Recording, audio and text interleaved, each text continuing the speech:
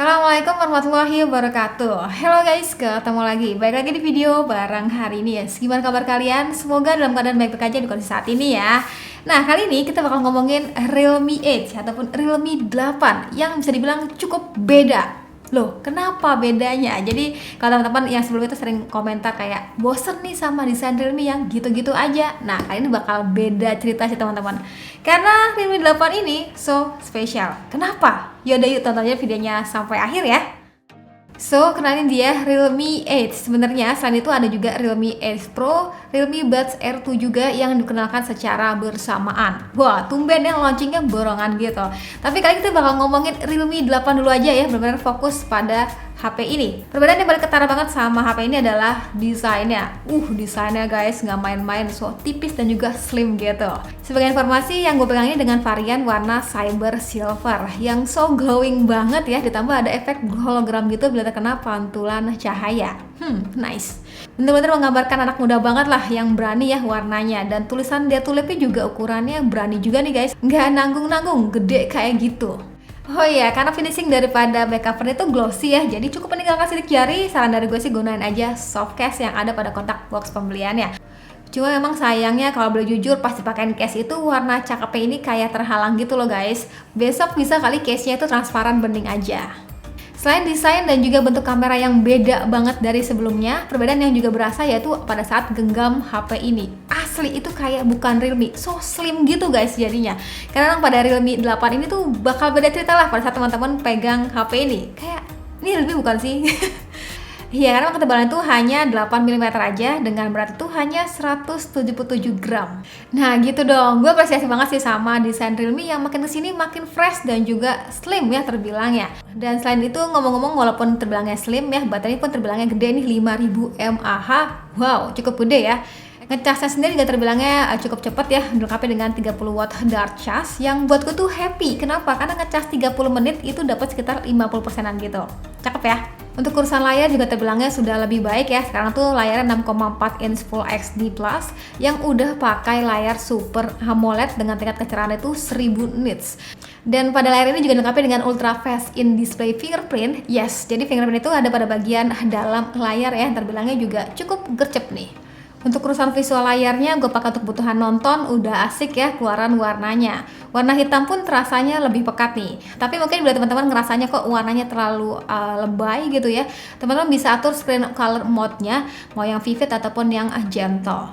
Nah, jadi sudah oke layar sudah menggunakan Super AMOLED. Mungkin kalau mau lebih kekinian lagi bisa menggunakan refresh rate di atas 60 Hz ya, biar rasanya tuh semakin lebih smooth gitu ya. Dan mungkin sebagai informasi aja, infonya tuh touch sampling rate-nya juga udah oke nih, infonya tuh di 180 Hz. Nah, sekarang kita bakal beralih ke bagian yang benar-benar kayak diunggulkan, yaitu pada bagian kameranya. Karena kalau teman-teman main ke sosial medianya Realme, itu rasanya penuh dengan foto-foto jepretan hasil daripada Realme 8 series. Termasuk kemarin pun gue dapet undangan gitu ya, yang isinya guys dapat poster gede gitu yang katanya di capture pakai si Realme 8 series ini. Wow, kayak apa ya kira-kira kameranya nih? Ya, sebagai informasi, slogan daripada Realme 8 series ini tuh Capture Infinity. Dari desain kamera dulu deh, itu cukup padat ya dengan bentuk kamera boba sebanyak 4 kamera. Dari mulai adanya 64 megapiksel sebagai lensa utamanya, 8 megapiksel sebagai ultra wide angle, 2 megapiksel sebagai makro, dan 2 megapiksel lagi sebagai BW lens. Ya, meski sejatinya pada Realme 8 ini tuh nggak dilengkapi dengan resolusi besar kayak kakaknya ya, 108 megapiksel yang sampai dapat rekor muri itu, tapi Realme 8 ini teman-teman bisa manfaatin di resolusi 64 megapikselnya. Dan kalau misalkan kemarin sempat ada yang komen juga di Instagram katanya percuma resolusi besar tapi dipandangnya di layar HP, lebih baik mendingan file Corel ataupun file Adobe Illustrator itu bakal beda cerita. Jadi kalau misalkan ini kan bener kayak hasilnya tuh image ya, berupa image yang nantinya teman-teman bisa kayak edit gitu ya, secara lebih fleksibel aja, lebih nyantai ngedit ya, nggak takut resolusinya pecah. Iya, jadi gitu ya, sebagai gambaran aja pemanfaatan resolusi di 64 megapiksel itu tentunya bakal ketara semisal kalian pakai fotonya tuh untuk editing di Corel ataupun di Photoshop gitu ya misalnya, atau untuk cetak di baliho juga sebenarnya bisa ya pakai resolusi besar 64 megapiksel ini. ini yang lebih leluasa aja pada saat editingnya. Tapi ya buat teman-teman yang kebutuhannya cuma kayak mau pamer di sosial media doang, pakai mode auto aja juga udah bagus sih guys. Bisa aktifin diesel color mode juga untuk warna yang lebih berani. Untuk cakupan lebih luas bisa juga manfaatin lensa ultra wide ya. Kalau kualitasnya sendiri termasuknya cukup beda daripada lensa utamanya, terutama pada bagian warnanya. Itu kayak menurun gitu kualitasnya. Dan untuk makro sendiri gue rasanya sih ya kayak sebagai pelengkap aja nih, nggak begitu spesial. Nah, selain mode kamera tadi gue sebutin sebelumnya, sebenarnya ada juga ya fitur kamera yang terbilangnya cukup anti mainstream ya, sebagai pembeda lah daripada smartphone lainnya untuk saat ini. Ya, kita belum tahu kedepannya mungkin bakal jadi fitur yang biasa aja, ya nggak tahu juga. Tapi yang jelas pada Realme 8 ini dilengkapi dengan mode tilt shift, fitur dimana mungkin kan kayak ngasih ilusi mata gitu ya, seakan objeknya tuh jadi miniatur. Karena emang kalau teman-teman perhatiin di sekeliling fotonya tuh atas ataupun bawahnya kayak ada efek blur gitu. Dan ini bakal asik sih buat teman-teman yang suka berkreasi modal cuman HP. Ngomong-ngomong soal berkreasi, kalian juga bisa manfaatin efek yang ada di mode portraitnya. Dari mulai dynamic bokeh untuk foto ala-ala The Flash gitu, ada juga new AI color portrait ya. Dengan background hitam putih, jadi yang berwarna itu hanya pada objeknya aja. Dan ada juga neon portrait ya untuk foto dengan efek bokeh yang lebih cakep. Buat gue yang biasa main di Photoshop itu ngerasanya dengan adanya fitur ini nggak lagi ribet ngasih efek ini itu filter dan segala macam di Photoshop, karena tinggal sekali klik-klik aja udah selesai. Ini nice banget sih. Sedangkan untuk foto malamnya sendiri terbilangnya sudah baik ya. Bisa manfaatin juga filter yang cukup beragam. Buset, makin lengkap aja nih guys fitur mode malamnya. Dan yang paling baru tuh adanya mode steri ya. Ini sih khusus untuk menjepret bintang-bintang gitu. Tapi sayang banget cuaca tuh lagi nggak mendukung ya. Kayaknya tuh mendung mulu. Gimana untuk hasil foto kamera belakangnya? Keren apa enggak? Coba tulis di kolom komentar ya pendapat kalian tuh kayak gimana. Terus gimana untuk hasil selfie-nya kakak? Ini yang paling penting untuk urusan selfie para cewek. Gue yakin banget karena pada kamera depan ini dilengkapi dengan 16 megapiksel ya guys. Yang mana untuk hasil selfie beauty-nya terbilangnya ya biasa aja. Saran dari gue sih untuk hasil selfie yang lebih baik itu nggak usah terlalu pol ya guys untuk levelnya. Biar terasa lebih natural. Untuk perekaman video sendiri, teman-teman bisa gunain resolusi di 4K 30fps, bisa juga di 1080 60fps ataupun 30fps. Tersedia juga mode cinema ala-ala film gitu. Tentunya perekaman video sendiri dilengkapi dengan fitur UIS dan juga UIS Max ya, yang memungkinkan teman-teman untuk hasil video yang lebih smooth. Hanya saja gue ngerasanya kecerahannya itu kurang konsisten ya. Semoga tinggal menunggu update software aja sih. Dan oh ya, yang paling baru juga kalian juga bisa manfaatin fitur dual view video. Ini tuh memungkinkan teman-teman untuk merekam video secara bersamaan baik itu kamera belakang ataupun kamera depannya. Cakep nih. Hai, lagi nyobain perekaman daripada fitur dual view video. Jadi kita tuh bisa merekam kamera depan dan juga kamera belakang secara sekaligus.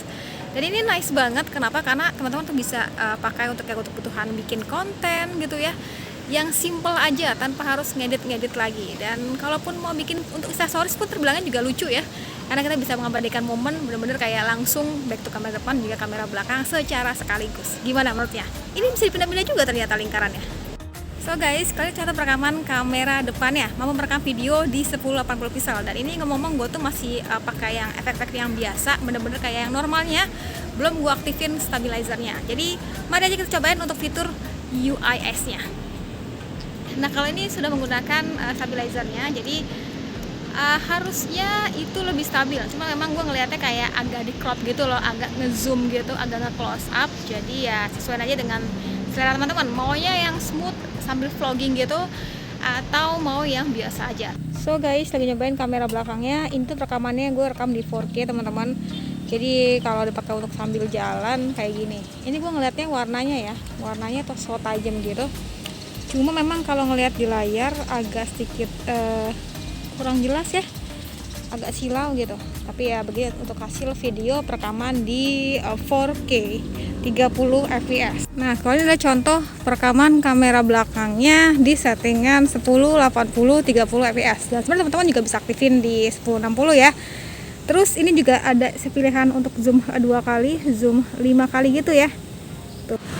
Oke, dan ini gue lagi nyobain untuk kamera belakangnya perekaman di 1080 pixel dengan fitur UIS. Jadi ini harusnya tuh stabil ya, cuman mari aja kita coba kebutuhan sambil jalan tuh kayak gimana. Nah, ini gue ngelihatnya sih kayaknya masih menunggu update software deh untuk sempurna lagi stabilnya nih. Tapi so far ya teman-teman bisa langsung aja tulis di kolom komentar itu kayak gimana. By the way, kalau UIS-nya itu aktif, itu kita nggak bisa zoom yang kayak 2 kali atau 4 kali yang tadi sebelumnya gue bilang ya. Oke, dan ternyata ini ada juga pilihannya fitur UIS Max ya. Jadi ini makin lebih stabil lagi harusnya. Yes, gue ngerasa kestabilannya tetap berasa. Tapi memang kayaknya gue ngerasa resolusi yang ditawarin itu jadinya kayak apa ya, detailnya kurang ya teman-teman. Tapi bisa aja langsung teman-teman komentar hasil videonya kayak gimana. Nah, gimana untuk hasil fotonya guys? Coba tulis di kolom komentar ya. Sekarang kita bakal balik ke bagian performa ataupun CPU-nya. Jadi pada Realme 8 ini dilengkapi dengan MediaTek Helio G95. Yang kalau kita cek pada bagian boxnya sendiri, itu G95 adalah termasuknya gaming processor.